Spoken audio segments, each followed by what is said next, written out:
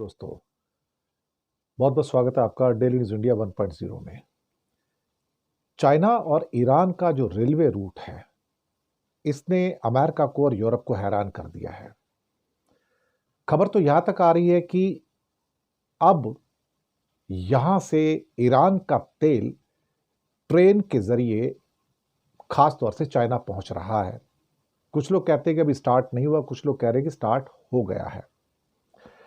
ये ट्रेन दरअसल ईरान से चल के वाया तुर्कमेनिस्तान, उज्बेकिस्तान और किर्गिस्तान से होते हुए जिनजियांग के अंदर जाती है, जहां एक पानी के जहाज या पानी के टैंकर से 30 से 40 दिन लगते हैं तेल को ईरान से चाइना तक पहुंचाने में। ट्रेन से सिर्फ 15 से 17 दिन लगते हैं।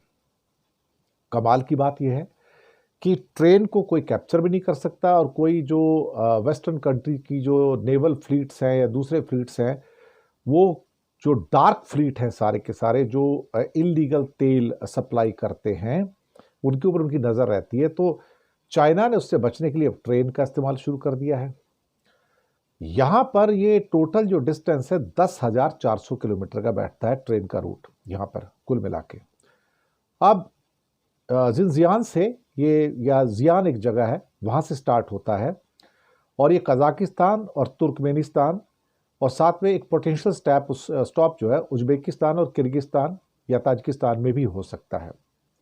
लेकिन ट्रांजिट पॉइंट जो मेन है उसमें अलमाटी कजाकिस्तान है और अशगाबाद तुर्कमेनिस्तान के अंदर है।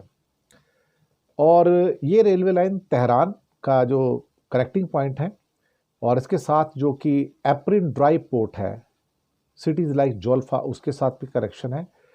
अब सवाल ही पैदा होता है कि ये रेलवे रूट साहब एक किस्म से संजीवनी बनकर आया है चाइना के लिए।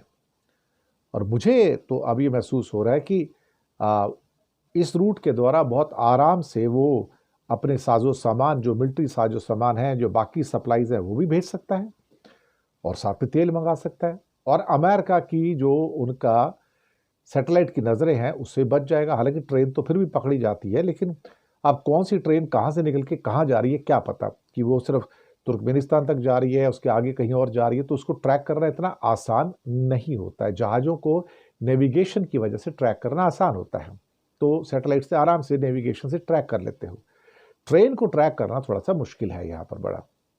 अगर ट्रैक कर भी लेंगे तो उन्हें क्या पता भी वहाँ पर क्या होने जा रहा है और कैसे किस किस्म से चीज़ें हो रही हैं।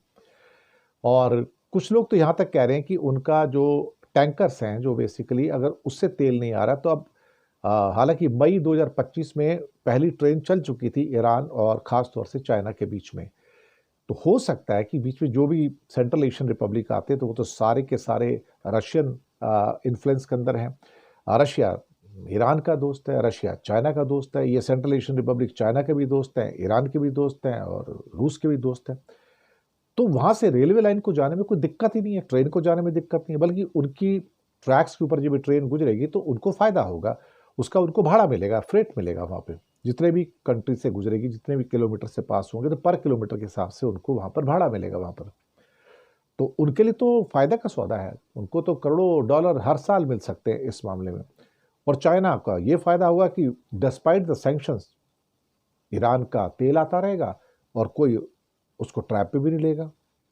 Smart move by Iran and China to resume their so-called barter trade of oil and the military wares and other things.